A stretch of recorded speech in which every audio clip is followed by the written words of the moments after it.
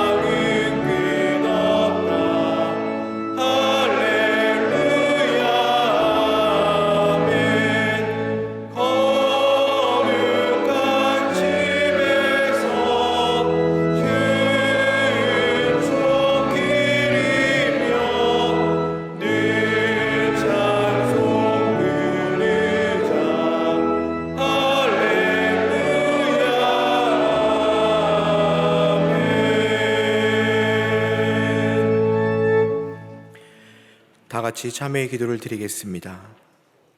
자비로우신 하나님, 저희 삶과 민족 공동체를 향한 주님의 은혜와 사랑을 잊은 채 살아가는 저희를 불쌍히 여겨 주시옵소서. 이제 회개의 영으로 저희를 새롭게 하시어 하나님 나라를 다시 굳건히 세워가는데 저희를 사용하여 주시옵소서. 이제는 하나님께 저희 각자의 죄를 참회하며 계속 기도드립니다.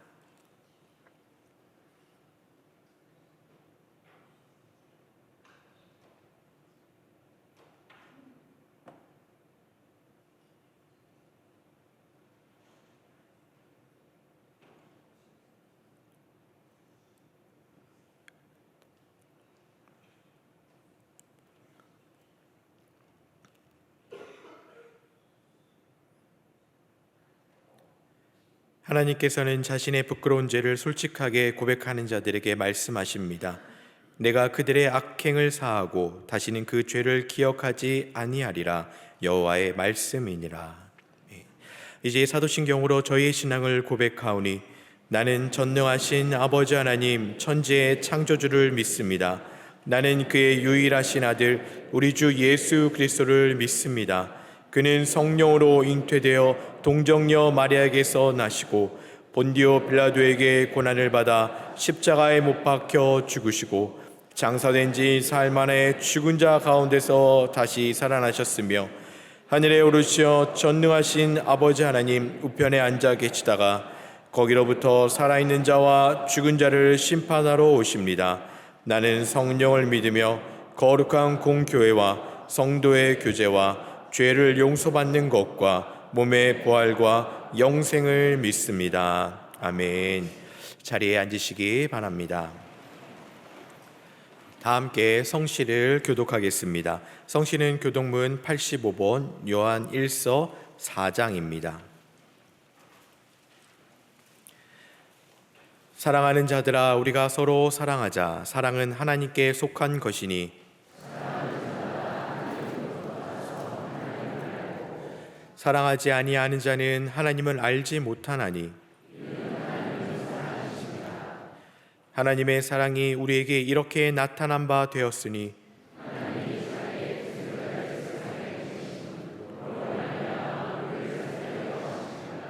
사랑은 여기 있으니 우리가 하나님을 사랑한 것이 아니요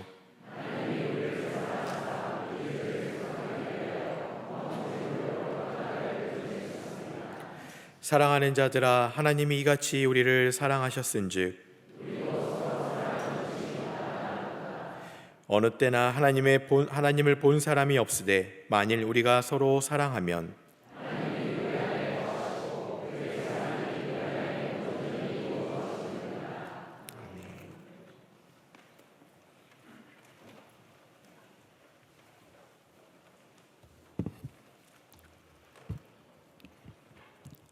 한없는 사랑과 은혜로 저희와 늘 함께 계시고 저희를 지켜주시는 주님, 오늘 이 오후 예배 시간에 저희를 예배 자리로 인도하여 주심에 감사드립니다. 이 예배 가운데 주님의 영이 임하사 오직 주님만이 영광 받으시는 예배 되게 하여 주시옵소서.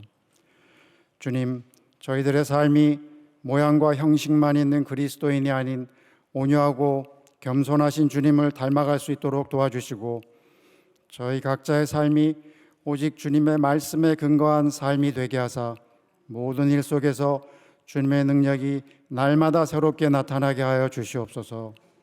특별히 영락의 성도들이 기도하는 간절한 기도 제목을 주님께서 기억하여 주셔서 영락의 모든 가정이 주님께서 주시는 은혜를 충만히 누릴 수 있도록 허락하여 주시옵소서. 지금 국내적으로 저희가 처한 환경이 매우 어려운 가운데 있습니다. 주님, 이러한 상황에서 저희들의 연약한 마음을 붙들어 주셔서 저희 모두가 역사의 주관자이신 하나님의 권능을 믿고 하나님의 뜻을 구하는 일에 전심을 다하며 온전히 주님께 영광 돌리는 삶을 살아갈 수 있도록 인도하여 주시옵소서. 80년 전 일제의 치하에서 신음하던 이 불쌍한 나라를 독립된 주권국가로 회복시켜 주신 주님의 인도하심에 감사드립니다. 주님께서는 분단의 고통 속에서도 저희에게 자유민주주의를 누릴 수 있는 축복을 허락해 주셨으며 저희가 마음껏 주님께 경배와 찬양을 드리며 살아갈 수 있는 신앙의 자유 또한 허락해 주셨습니다. 이 크신 주님의 은혜를 잊지 않고 늘 겸손하게 감사하는 삶을 살아가는 저희 국민 모두가 될 수 있도록 인도하여 주시옵소서. 주님, 저희 교회에 자라나는 어린 세대와 학생, 청년 세대가 굳건한 믿음을 가진 주님의 일꾼으로 커나갈 수 있도록 인도하여 주시고 앞서간 믿음의 선조들이 남겨주신 신앙의 유산을 이어가며 주님 보시기에 아름다운 모습으로 성장해가는 교회가 될 수 있도록 인도하여 주시옵소서. 주님, 이 땅의 분단의 고통이 75년을 넘어가고 있습니다. 이토록 오랜 시간 독재와 폭정으로 억압 속에 살고 있는 저 북녘 땅이 하루빨리 복음으로 통일되고 주님의 복음이 널리 전해질 수 있도록 주님께서 역사하여 주시옵소서. 이를 위한 이철신 원로 목사님의 기도 사역 위에도 주님께서 임하여 주셔서 이 나라 남북의 모든 백성이 자유로이 하나님을 찬양하고 경배하는 때가 속히 임할 수 있도록 인도하여 주시옵소서. 이 시간 남정열 목사님께서 우정 이야기란 제목으로 전해주시는 하나님의 말씀이 저희 마음에 온전히 새겨져서 저희가 말씀에 열매 맺는 삶을 살아갈 수 있도록 인도하여 주시옵소서. 주님께 찬양으로 하늘의 기쁨을 전하는 베들레헴 찬양대 위에 함께 하시어 이 예배가 천사들의 합창이 울려 퍼지는 은혜의 시간이 될 수 있도록 인도하여 주시옵소서. 이 모든 말씀 우리 주 예수 그리스도의 이름으로 기도드립니다. 아멘.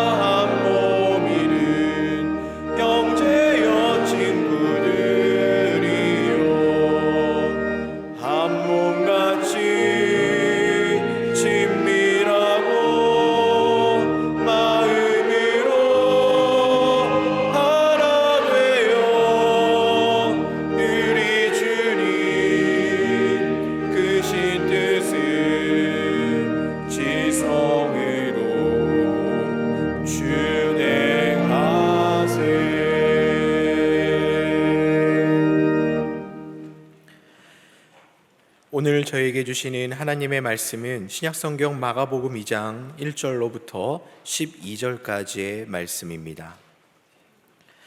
신약성경 마가복음 2장 1절로부터 12절까지의 말씀입니다. 하나님의 말씀을 봉독합니다.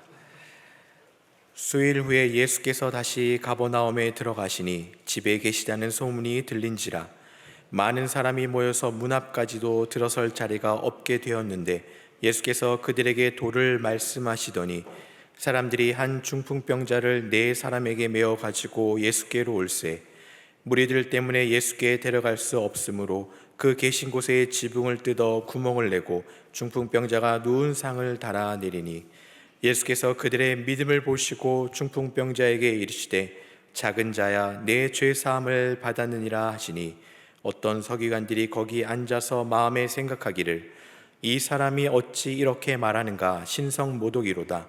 오직 하나님 한 분 외에는 누가 능히 죄를 사하겠느냐.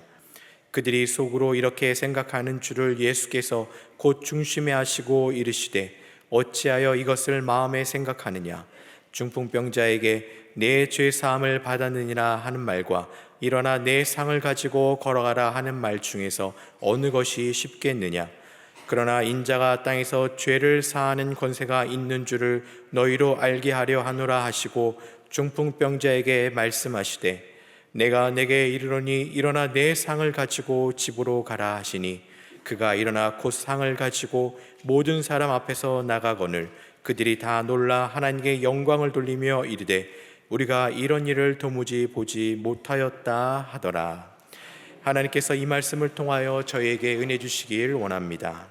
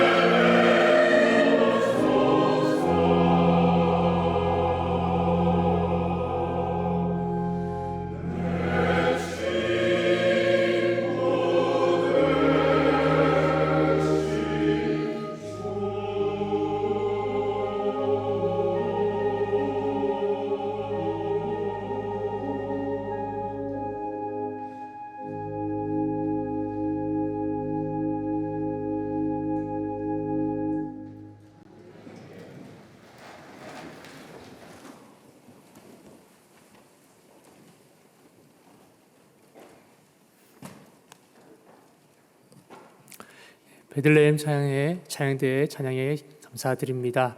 찬양의 가사처럼 내 친구 되신 주님께서 우리의 삶의 자리와 모든 길을 인도하시고 또 지켜주실 줄 믿습니다.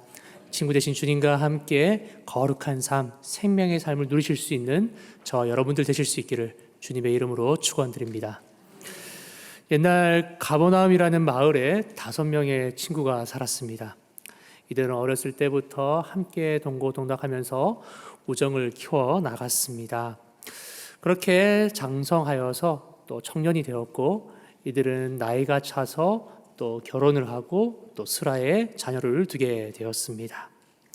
한 가정의 가장이 되고 나서부터는 바쁘게 살았습니다. 주중에는 일을 하고 또 가정을 챙기느라 친구들과는 잘 만나지 못하였습니다. 서로를 보기 위해 시간을 내는 것이 여간 어려운 일이 아니었습니다. 하지만 친구들은 안식일이 되면은 서로 약속이나 한 것처럼 같은 회당에 모여서 함께 말씀을 듣고 성경 공부를 하였습니다. 이들에게 있어서는 이 시간이 참 소중했습니다. 잠시 동안의 시간이지만 서로를 바라보며 친구를 만날 수 있다는 것이 그들에게 얼마나 큰 기쁨이 되는지 모르겠습니다. 옆에 온 친구에게 잠시 물어봅니다. 한 주간 잘 지냈어? 또 무슨 일 있었어? 아내랑 잘 지내고 있지? 이런저런 이야기를 하다 보면은 이 시간이 참 소중하다라는 생각이 듭니다. 이렇게 잠시 동안의 시간이지만 우정을 확인하고 또 매주 이렇게 누릴 수 있는 시간을 함께 할 수 있다는 것이 그들에게는 행복이자 또 소중한 귀중한 시간이었습니다. 그렇게 하루하루를 살아가고 있었습니다. 그런데 어느 날이었습니다. 한 친구의 가정에 큰 폭풍우가 몰아쳤습니다. 갑자기 한 친구가 쓰러진 것이죠.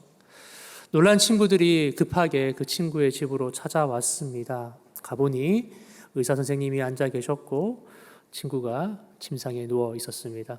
의사 선생님에게 다급하게 물어봅니다. 선생님, 제 친구가 어떻게 된 겁니까? 혹시 중환병에 걸린 건 아니지요? 이렇게 물어보니 의사 선생님이 고개를 절레절레 흔드시면서 이야기하십니다. 이 친구 중풍이 온 것 같아. 이제 앞으로는 일을 하기가 힘들 것 같아. 이렇게 이야기를 하는 겁니다. 청천벽력과 같은 소식을 의사 선생님이 전해주고 떠나갑니다. 이 이후로 이 친구의 집안의 가세가 기울기 시작합니다. 당연히 일을 하지 못하기 때문에 재정적으로 너무 어려운 상황에 처하게 됩니다. 아내가 삭바느질이라도 해서 가정에 도움이 될까 노력을 하였지만 허사였습니다. 그 많은 재정을 감당할 힘이 없었습니다. 친구들이 십시일반 돈을 모아서 재정을 도왔지만 아무 소용이 없었습니다. 시간이 지날수록 그 집의 가세는 기울기 시작했습니다. 문제는 이렇게 육신의 병을 얻으니까 마음의 병까지 찾아왔습니다. 중풍병으로 몸이 불편해진 친구는 더 이상 회당에 나아갈 수가 없었습니다. 친구들을 불러 모아서 이렇게 이야기합니다. 내가 일평생 하나님을 믿고 살아왔는데 이제 얻은 것은 중풍병뿐이구만. 축복을 누려야 함에도 불구하고 이런 저주를 얻게 되다니 나도 참 기구하구만. 그 좋으신 하나님 너희들끼리만 믿도록 하게. 나는 더 이상 하나님 믿지 못하겠네. 이렇게 결별을 하게 됩니다. 시간이 지나 안식일이 되었습니다. 낙담한 친구들은 중풍병자인 친구를 두고 다시 회당에 갔습니다. 그런데 그 회당에 가니 새로운 선생님이 한 분 오셨습니다. 그분의 이름은 예수였습니다. 그분이 말씀을 선포하기 시작하시는데 지금까지 들어왔던 말씀과는 전혀 다른 새로운 말씀을 전하고 있습니다. 그의 말씀 가운데는 권위가 있었고 그의 말씀은 다른 서기관들과는 다른 새로운 권위 있는 말씀이었습니다. 그리고 마침 그 회당 가운데는 더러운 귀신 들린 병자 한 명이 있었습니다. 그 귀신 들린 자가 예수님을 대뜸 알아보고 소리치기 시작합니다. 나사렛 예수여, 내가 무슨 일로 이 자리에 왔습니까? 내가 당신과 무슨 상관이 있습니까? 나를 멸하려고 온 건 아닙니까? 나는 당신이 누구인 줄 아오니 하나님의 거룩한 자입니다. 라고 소리를 지릅니다. 하나님의 거룩한 자. 그 말을 듣고 일대가 술렁이기 시작했습니다. 이에 예수님은 더러운 귀신을 꾸짖습니다. 잠잠하라. 그리고 그 사람에게서 나가라. 그렇게 외치신 예수님의 명령에 따라 귀신은 그 자리에서 즉시 떠나갑니다. 그 사람은 노임을 받고 회복되어지고 치유를 받았습니다. 많은 사람들이 그 곁에 보이면서 깜짝 놀랐습니다. 이것은 권위 있는 새로운 교훈이다. 사람들은 환호성을 지르게 됩니다. 그렇게 안식일이 지나고 또 한 주가 시작되었습니다. 중풍병자의 친구들은 같이 모여서 안식일에 있었던 일을 나눕니다. 안식일에 예수님을 봤어? 그분이 명령하더니 병자가 나았어. 그분이 명령하더니 귀신이 떠나갔어. 너 다른 사람들한테도 얘기를 들었는데 이분이 그것만 한 게 아니야. 일전에 시몬이라는 어부 알지? 그 어부의 장모님이 중한 열병 때문에 고생을 하고 있었는데 예수님께서 그 장모님을 깨끗하게 낫게 했다고 하더라고. 내가 주변에 있는 사람에게 들었어. 야, 그것뿐만이 아니야. 지금 갈릴리 일대에는 예수님에 대한 소문으로 꽉 차 있어. 예수님께만 사람을 데리고 가면 어떤 귀신이든 쫓아내준대. 예수님께로만 데려가면 어떤 병자도 낫게 해준다는 거야. 이런 이야기들로 계속 이야기를 나누고 있었습니다. 그리고 자연스럽게 중풍병을 앓고 있는 친구의 이야기로 화제를 돌립니다. 야, 우리가 이제 이러고 있을 때가 아니지 않냐. 우리 친구 중에 중풍병에 고통받고 있는데 우리가 이 친구를 데리고 가서 예수님께 내보이면 예수님께서 치유해 주시지 않겠냐. 우리가 빨리 예수님께로 우리 친구를 데리고 가자라고 이야기를 나누게 됩니다. 그리고 수요일이 지난 후에 다시금 예수님께서 이 가버나움에 방문을 하시게 되고 친구들은 중풍병자를 메고 예수님께로 나아갑니다. 그런데 가보니 사람들이 너무 많이 있는 거예요. 들어가고 싶고 또 예수님께 이 환자를 보여주고 싶지만 그럴 수가 없었습니다. 그래서 이 4명의 친구들은 무리수를 감행합니다. 어떻게 합니까? 지붕 위로 올라가서 지붕을 뜯습니다. 그리고 자신의 친구들을 내려놓기 시작합니다. 그렇게 이들이 행동할 수 있었던 것은 예수님을 믿었기 때문입니다. 나의 친구가 예수님만 만나면 나을 수 있다. 내 친구가 예수님만 만나면 회복될 수 있다. 그렇게 이들은 믿었습니다. 그렇기에 그들은 예수님 만나는 것을 주저하지 않았습니다. 자신들의 입장 따위는 전혀 고려하지 않았습니다. 그리고 과감하게 지붕을 뜯고 그 지붕을 뜯음으로 인해서 받을 비난 따위는 생각하지 않은 채 실행에 옮기게 되었습니다. 그리고 어떻게 되었습니까? 그 친구는 나음을 얻게 되었습니다. 참으로 아름다운 우정이 아닌가 생각이 듭니다.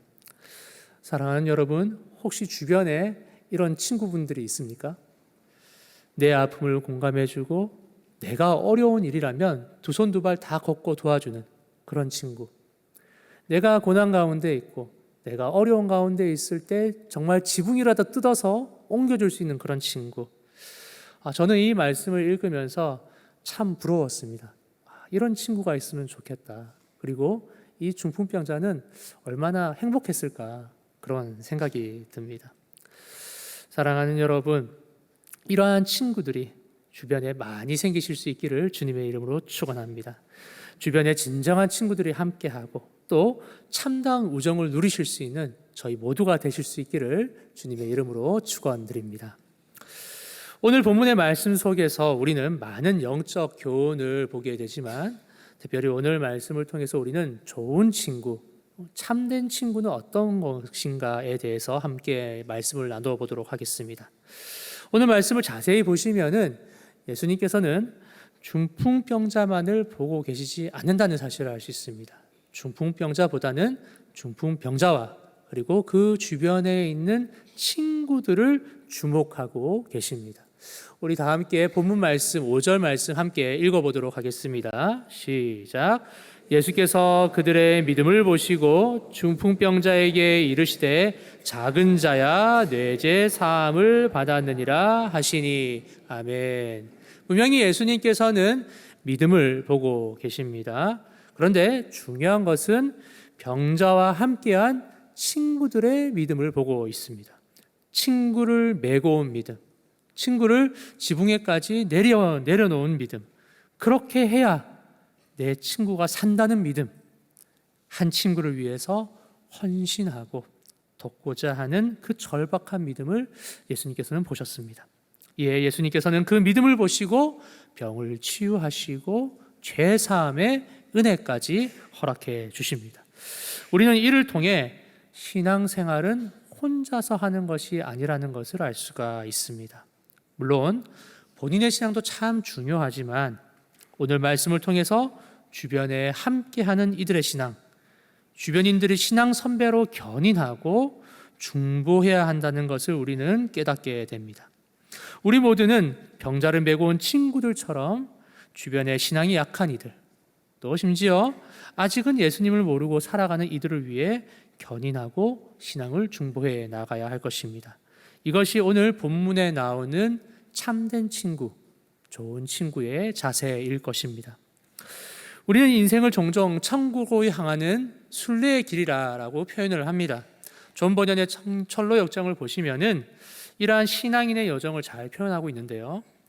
철로 역정을 보시면 주인공 크리스천이 천국으로 향하면서 여러 가지 삶의 여정을 겪는 모습들이 그려져 있습니다. 때로는 기뻐하며 많은 은혜를 받고 찬양하며 그 길을 걷기도 하고, 또 때로는 고난받으며 아파하며 힘겨워할 때도 있었습니다. 특별히 그가 걸어가는 모든 여정 가운데 주목해서 볼 수 있는 것은 그가 분명히 홀로 걷는 것 같지만 때를 따라서 하나님께서 그에게 필요한 자들을 붙여주시는 겁니다. 홀로 걷는 길 같지만 사실은 함께 걷는 길이라는 것이죠.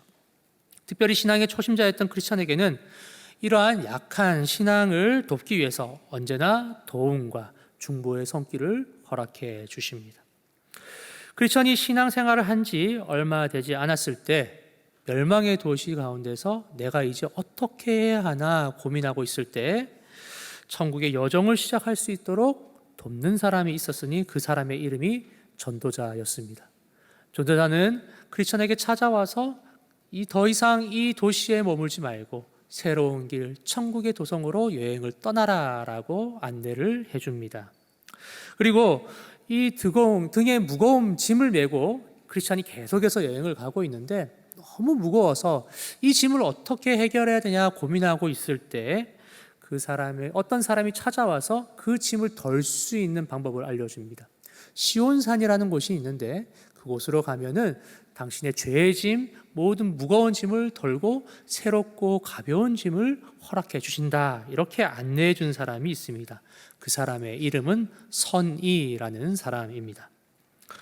또한 말씀에 무지하여서 무엇이 율법이고 무엇이 말씀이며 하나님의 말씀을 제대로 분별하지 못할 때 그에게 찾아와서 율법의 한계와 예수 그리스도의 부활의 소망을 차근차근 알려준 선생님이 한 분 계시는데 그분의 이름은 해석자였습니다.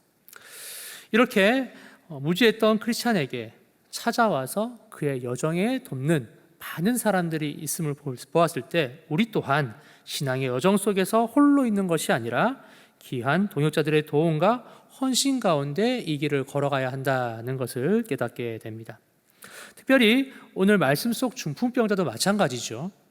그의 친구들이 상대적으로 약한 중풍병자를 견인하고 또 중보하면서 예수님께로 인도하고 있습니다. 그리고 이 헌신을 통해 병자는 그의 인생에 큰 변화를 경험하지요. 병이 낫고 죄사함의 은혜를 받게 되는 것입니다. 이처럼 한 사람을 놓고 한 마음으로 중보하고 주변의 사람들이 믿음으로 도왔을 때 비로소 하나님의 역사는 일어나게 되는 것입니다. 일전에 청년부 생활을 할 때였습니다. 새 학기가 되었고 새로운 그룹이 편성이 되었습니다. 그러면서 새로운 리더를 만나 뵙게 되었는데 제가 평소에 존경하는 형이었어요. 그 형이 이제 새 그룹의 리더가 되어서 저희를 인도해 주었습니다.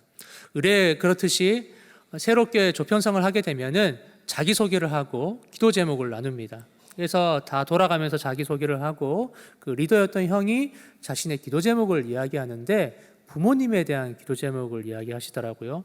평소에 형에 대해 관심도 많았고 또 여러 가지 이야기도 나누었지만 부모님에 대해서는 잘 얘기를 하지 않아서 저는 귀를 쫑긋 세우고 도대체 무슨 기도 제목을 이야기할까 듣게 되었습니다. 들어보니 그 형은 홀로 집에서 홀로 신앙생활을 하고 있었습니다. 이제 결혼을 약속한 여자친구와 함께 같이 기도를 하고 있는데 무슨 기도냐 하면 그 형의 부모님이 아직 신앙생활을 하지 않으시는 거예요. 그래서 계속해서 여자친구와 함께 부모님을 위해서 기도를 해왔습니다. 10년 동안 같이 기도해 왔는데 이제는 지친다는 겁니다. 아무리 기도를 해도 부모님이 황당하게 반대하셔요.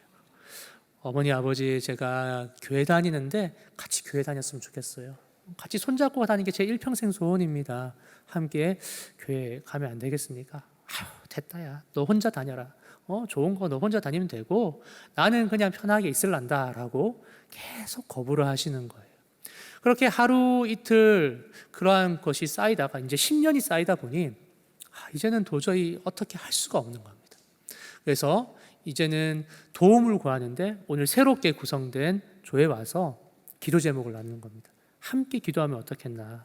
함께 기도해 주셨으면 좋겠다. 너무 지쳐서 이제는 홀로 기도할 수 없으니 함께 기도해 주면 좋은 결과가 있지 않을까. 그렇게 하면서 기도 제목을 나눴습니다.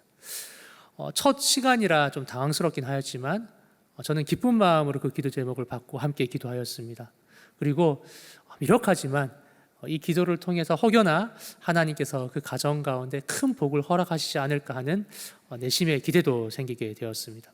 그렇게 함께 소그룹이 한 마음으로 중보를 하고 저는 까맣게 잊고 다음 주를 맞이하게 되었습니다. 다음 주가 되어서 소그룹 시간이 되었는데 이상하게 형이 안 오는 겁니다. 리더였던 형이 안 오는 거예요. 그리고 10분 정도 시간이 지나자 헐레벌떡 그 형이 뛰어온 겁니다.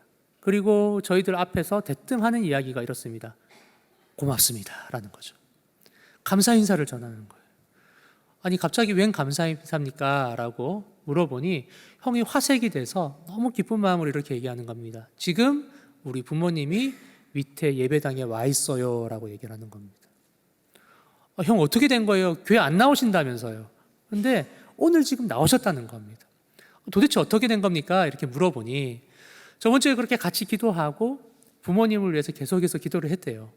그렇게 기도하면서 용기를 내서 다시금 부모님께 이야기를 합니다.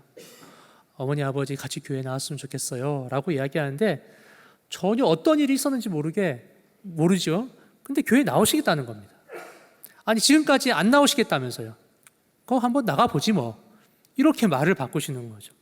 본인도 너무 당황스러워서 기쁜 마음으로 부모님을 이제 모시고 온 겁니다. 그리고 밑에서 예배를 드렸습니다. 그런데 더 놀라웠던 것은 뭐냐면 예배를 드리고 나신 다음에 예배도 드렸으니 그래 온 김에 교회 등록도 하면 어떨까 이렇게 얘기를 하시는 거예요. 그러니까 이 아들 된 이 형이 전혀 지금 사고가 멈춰버린 겁니다.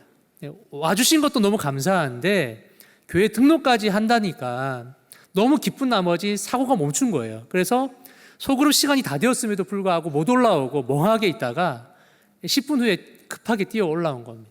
얼마나 기뻤겠습니까? 그러면서 저희들에게 양해의 말을 하더라고요.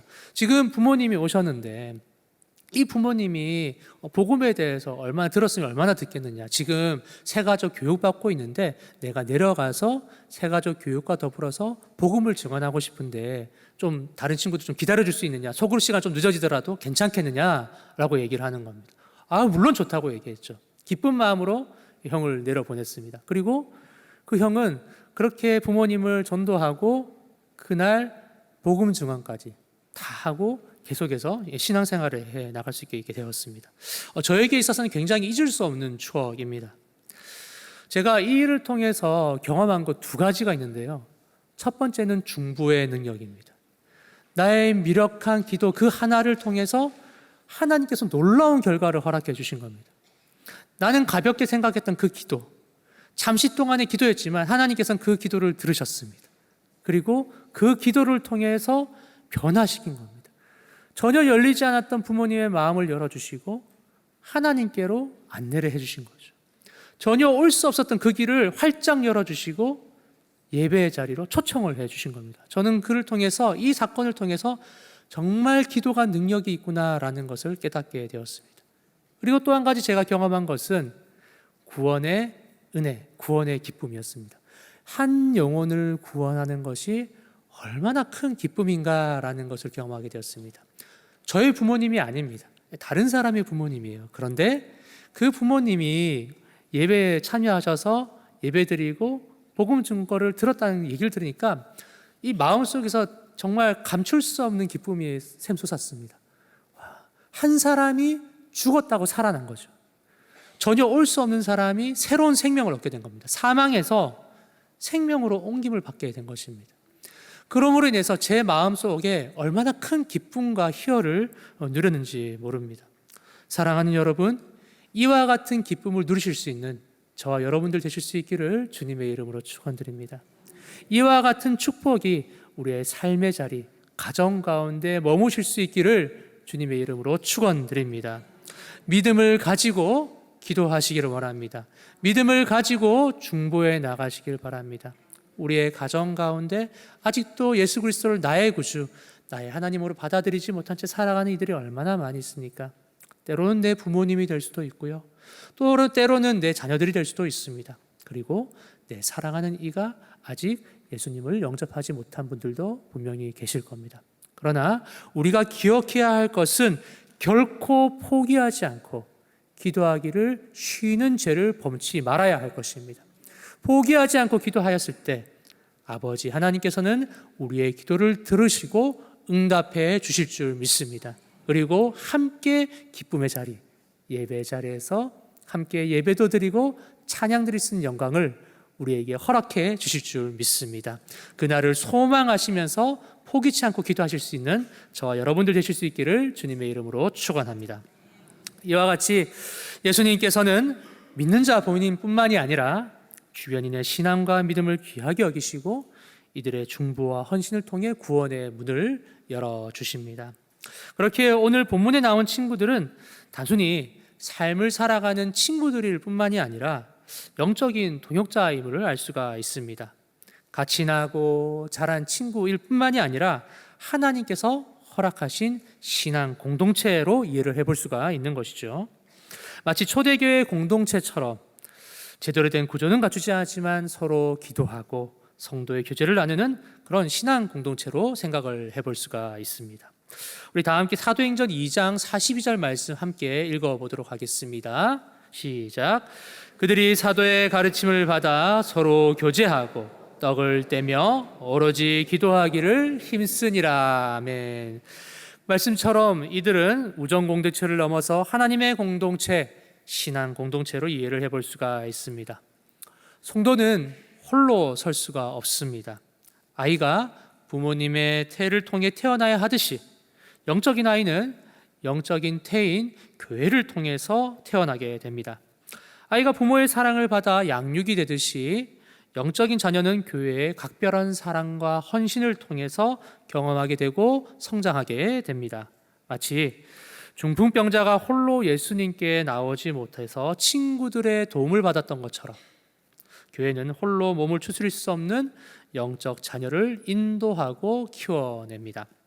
아프리카 속담에 한 아이를 키우려면 온 마을이 필요하다라는 말이 있습니다. 교회도 마찬가지입니다. 한 사람의 성도를 키우고 성장시키려면 온 교회의 노력과 헌신이 필요합니다. 그런데 여기서 우리가 잊지 말고 중요하게 생각해야 될 부분이 있습니다. 이렇게 키워나가는 아이는 나와 가까운 사람, 내가 아는 사람들일 뿐만일까요? 그런 맥락에서 오늘 말씀은 좀 더 우리에게 더 폭넓은 시각을 허락해 줍니다. 중요한 말씀을 전하고 있는데 본문 3절 말씀 우리 한번 읽어보도록 하겠습니다. 본문 3절 말씀 읽겠습니다. 시작. 사람들이 한 중풍병자를 네 사람에게 메워가지고 예수께로 올세. 아멘. 오늘 본문 말씀 속에 있는 중풍병자의 친구들은 굳이 친구들이라고 기록하지 않아도 정황으로 봤을 때 친구이거나 지인임을 알 수가 있습니다. 그도 그럴 것이 중풍병자를 수많은 인파 가운데서 메고 나온다거나 그리고 지붕을 뜯어가면서 내리는 것을 보았을 때 이렇게 각별한 애정, 중풍병자를 향한 각별한 애정과 간절함을 보아서 충분히 우리가 짐작을 해볼 수가 있는 것입니다. 그러나 본문의 저자인 마가는 그럼에도 불구하고 친구들을 네 사람이 사람이라고 표현하고 있습니다. 5절 말씀을 보셔서도 예수님께서 친구들의 믿음이라고 이야기하지 않고 그들의 믿음이라고 표현을 하고 있습니다. 이는 마가복음뿐만이 아니라 평행 본문인 마태복음 9장과 누가복음 5장에도 마찬가지입니다. 마태복음 9장에 보시면은 친구들이 아니라 사람들이라고 표현을 하고 있고요. 누가복음에서도 동일하게 그들이라고 표현을 합니다. 왜 저자는 직접적으로 표현을 할 수 있음에도 불구하고 간접적인 표현을 사용하고 있을까요? 굳이 친구들이 내 사람, 그들이라고 표현이 된 것은 여러 가지로 해석을 해볼 수 있겠지만 무엇보다 중풍병자를 모르는 나도 친구가 될 수 있다는 여지를 둔 것이 아닌가 생각이 듭니다. 굳이 친구라고 하지 않는 것은 누구든지 아픈 영혼, 주를 모르는 영혼을 메고 예수님께로 나올 수 있다는 말이죠. 꼭 아는 사람이거나 지인일 필요는 없습니다. 우리가 잘 모른다 하여도 우리는 누구든지 친구가 될 수 있습니다. 교회 내에서 도움이 필요하다면 우리는 누구든지 친구가 될 수 있습니다. 아니, 교회 밖 모르는 사람이라 할지라도 복음과 신앙에 도움이 된다면 우리는 언제든지 친구가 되어야 합니다. 성경은 우리 모두에게 가깝지 않더라도 친구가 될 것을 말씀하고 있는 것입니다. 중풍병자를 메고 가는 자리는 사실 그에 대해서 잘 모르는 우리 모두에게 열려있는 자리인 것입니다. 이는 단순한 요청이 아닙니다. 예수님께서는 우리에게 친구가 되라고 친히 모범이 되어 주셨습니다. 예수님께서는 이를 위해 죄로 인해 끊어진 전혀 관계없는 우리를 친구 삼아 주셨습니다. 아무런 관련 없는 우리를 친구로 품어 주신 겁니다.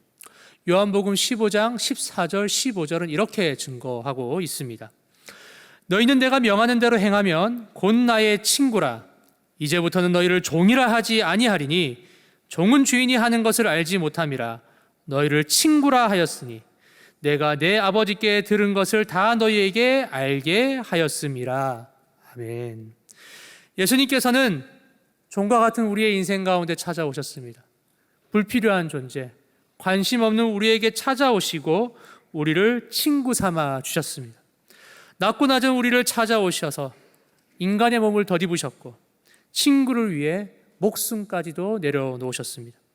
환자를 메고 온 친구들과는 비교할 수 없을 정도의 헌신이었습니다. 그는 자신의 친구를 위해 목숨을 주는 것을 주저하지 않았습니다. 친구를 위해 십자가에 달리셨고 친구를 위해 몸을 찢었습니다. 이를 통해 우리 모두는 말씀 속 중풍병자처럼 구원과 회복을 얻게 되었습니다. 더불어 친구 되신 예수님께서는 우리 모두가 친구를 위한 중보자가 되라 말씀하십니다. 그리고 예수님께서 친히 중보자의 모범이 되셨습니다. 디모데전서 2장 5절 6절은 이렇게 말씀하고 있습니다. 하나님은 한 분이시요 또 하나님과 사람 사이의 중보자도 한 분이시니 곧 사람이신 그리스도 예수라. 그가 모든 사람을 위하여 자기를 대속물로 주셨으니 기약이 이르러 주신 증거니라. 아멘. 예수님은 사람과 하나님 사이의 중보자가 되셨습니다.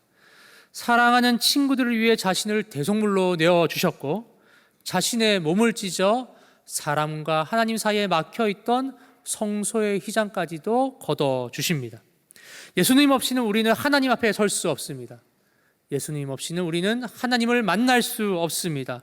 오직 예수님께서 중보자 되셔 주셨기 때문에 우리는 하나님 앞에 담대하게 설 수가 있게 되었습니다. 위대한 중보자이자 친구 되신 예수님께서는 오늘도 하늘 보좌에 앉아 계십니다. 그리고 친구된 우리를 위해서 중보하고 계십니다. 우리는 예수님을 본받아 친구를 위해 아직 예수님을 모르는 이들을 위해 함께 중보하며 헌신해야 할 것입니다. 사랑하는 여러분, 예수님께서는 우리에게 중풍병자의 친구가 되라 말씀하십니다. 모든 믿는 자들에게 친구의 자리에 서라 요청하고 계십니다. 그러기 위해 예수님께서는 친히 우리의 친구가 되어 주십니다. 그리고 친히 친구인 우리를 위해 중보하고 계십니다. 사랑하는 여러분, 저희 영락교회에는 한국교회가 자랑하는 교회입니다. 수많은 사람들이 예배를 지금도 드리고 있고 또 거대한 신앙 공동체입니다. 그러나 우리는 이 많은 인파들 가운데에서 묻혀서 친구 삼으라는 하나님의 명령에 그 명령을 놓치고 있는 것은 아닌가 하는 생각이 듭니다. 교회에는 친구를 필요로 하는 사람들이 참 많이 있습니다. 이제 영적 걸음발을 떼고 걸어가는 많은 성도들이 있습니다. 교회뿐만이 아니죠. 세상을 둘러보십시오. 주님을 모른 채 살아가는 수많은 영혼들이 있습니다. 사랑하는 여러분, 결코 이들을 외면치 마십시오. 그들의 버팀목이 되어 주십시오. 친구가 되어 주십시오. 알고 모르고를 떠나 누구든지 중보자가 되어 주시기를 간절히 기도합니다. 말씀을 맺겠습니다. 오늘 말씀 속에는 중풍병자를 사랑한 친구들의 모습이 기록되어 있습니다. 그들은 친구를 사랑하여 헌신하였고 참다운 친구가 되어 주었습니다. 먼저는 우리 사랑하는 영락교회 모든 성도님들이 이런 친구분들을 많이 만나시고 많이 사귀실 수 있기를 바랍니다. 그러나 여기서 멈추시면 안 됩니다. 더불어 성경은 이러한 친구를 구하기에 앞서 나 자신이 좋은 친구가 되라 말씀하십니다. 우리는 먼저 좋은 친구가 되어야 합니다. 친구의 신앙을 견인하며 중보할 수 있는 성숙한 신앙인이 되어야 합니다. 어린 친구들의 신앙을 돕고 안내할 수 있는 영적인 동역자가 되어야 합니다. 그리고 더 한 걸음 더 나아가서 우리는 내가 모르는 사람, 관계없는 사람이라도 품을 수 있는 영적인 리더가 되어야 합니다. 나와 상관없는 사람이라 할지라도 친구로 여기고 그들을 품을 수 있어야 합니다. 예수님께서는 이러한 친구의 모범을 보이고 계십니다. 자신을 죽기까지 헌신하는 친구, 친구를 위해 기도하는 다정한 예수님, 그 좋은 친구가 되어라고 말씀하고 계십니다. 사랑하는 여러분, 가정과 직장과 교회, 그 모든 자리에서 좋은 친구들을 만나시길 바랍니다. 더불어 좋은 친구들이 되시기를 바랍니다. 예수님께서는 이를 위해 죽으셨고 이 모든 것의 모범이 되셨습니다. 이 사실을 기억하시고 참된 우정을 나누실 수 있는 거룩한 신앙 공동체, 우리 영락교회가 되기를 주님의 이름으로 축원합니다. 함께 기도하시겠습니다. 사랑과 은혜가 풍성하신 주님 감사합니다. 죽을 수밖에 없는 우리를 건져내 주시고 중풍병자와 같이 몸을 추스릴 수 없는 이를 교회로 인도하여 주셔서 주님의 사랑하는 자녀로 귀한 신앙인으로 세워주심에 너무나 감사드립니다. 주님, 그 은혜를 기억하며 우리도 이제 좋은 친구가 되기를 원합니다. 중풍병자의 친구처럼 참된 친구들이 되기를 원합니다. 주여, 우리의 발걸음을 지켜 인도하여 주시옵소서. 주께로서 베풀어 주신 그 신앙과 은혜를 우리도 친구가 되어 나눌 수 있도록 붙잡아 주시옵소서. 감사드리며 예수님의 이름으로 기도드립니다. 아멘.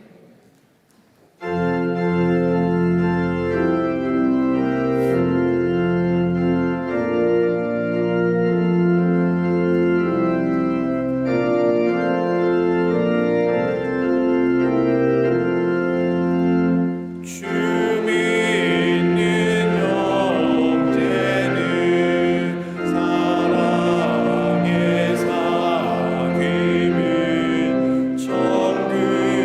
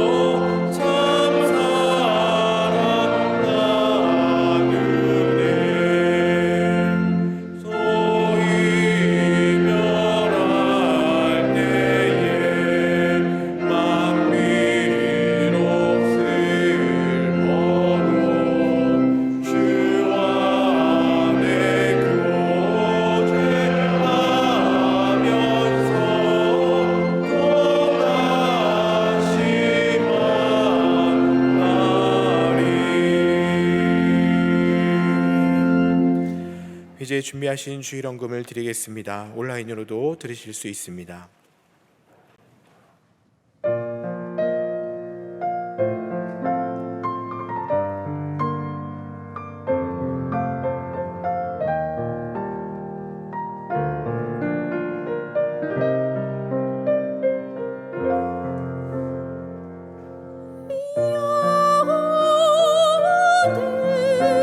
나의 목자시니 내가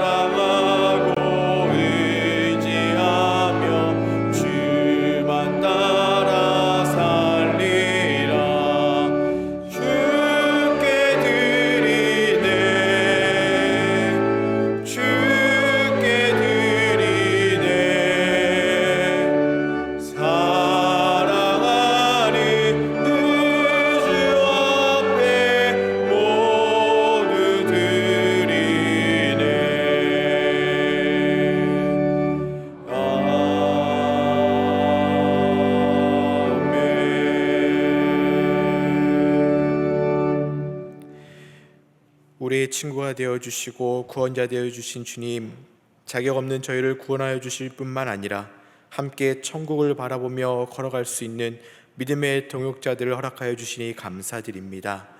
허락하신 만남과 공동체를 통해 날마다 하나님의 은혜를 체험하며 살아가는 우리 모두가 되게 하여 주시옵소서. 오늘도 베풀어 주신 은혜에 감사하며 정성껏 준비된 예물을 이 시간 드리오니 주님, 이 드려진 예물을 기쁘게 받아주시고 이 예물이 정직하게 사용되는 곳마다 하나님의 나라가 확장되게 하여 주시옵소서. 모든 것을 감사드리며 예수님의 이름으로 봉헌기도 드립니다. 아멘. 자리에 앉으시기 바랍니다. 이 시간에는 2025년 북적북적 독서 행사 공모전 영상을 시청하겠습니다.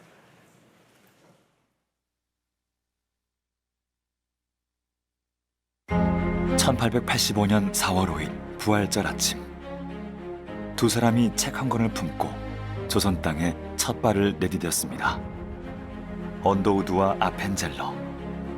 그들의 발걸음은 역사의 전환점이 되었고 이 땅을 향한 빛이 되었습니다. 그 빛은 고통을 보듬는 치유의 빛으로, 새 시대를 열어갈 지혜의 빛으로, 미래를 키우는 소망의 빛으로, 믿음의 빛으로 이 땅에 희망이 되었습니다. 그리고 수많은 선교사들의 순종을 통해 한국 땅에 복음의 생명이 피어났습니다. 한국 기독교 선교 140년이 지난 오늘, 우리는 스스로에게 묻습니다. 우리의 믿음은 어떤 모습인가요? 우리의 믿음은 여전히 누군가의 삶을 밝히는 등불이 되고 있습니까? 2025 북적북적 독서 행사 공모전.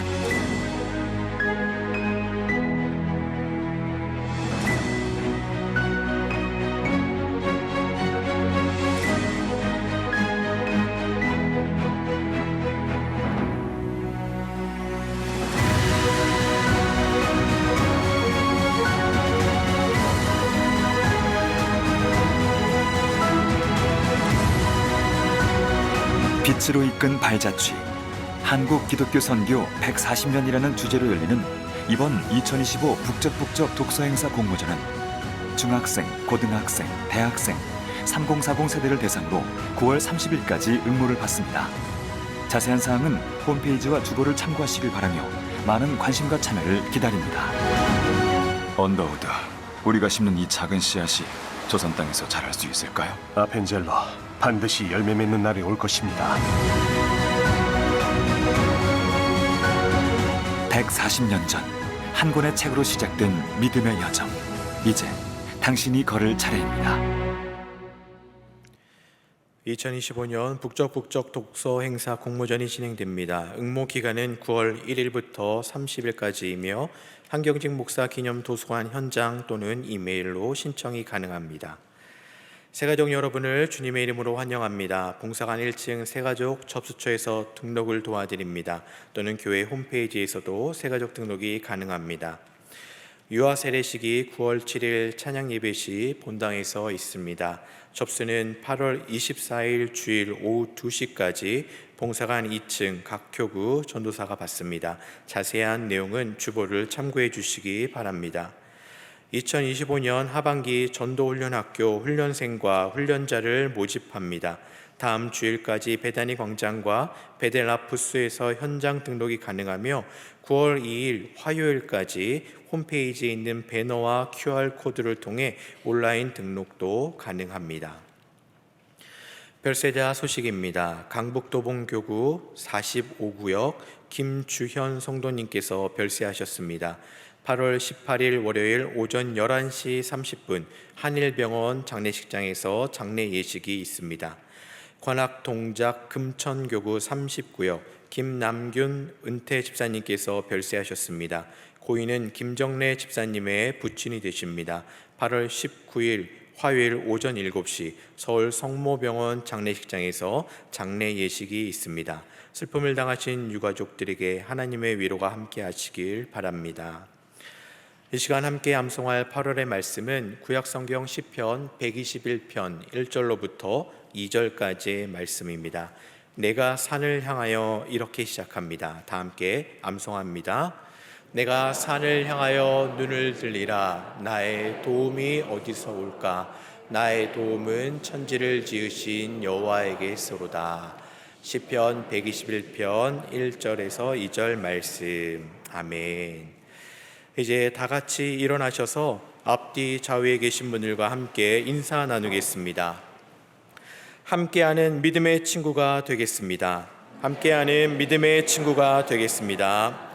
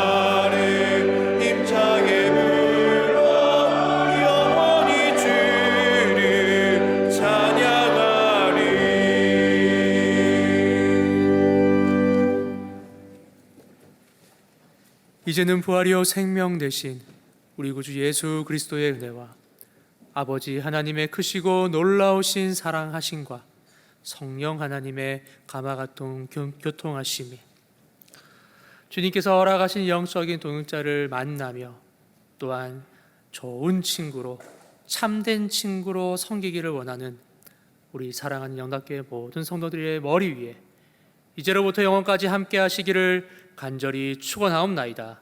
아멘.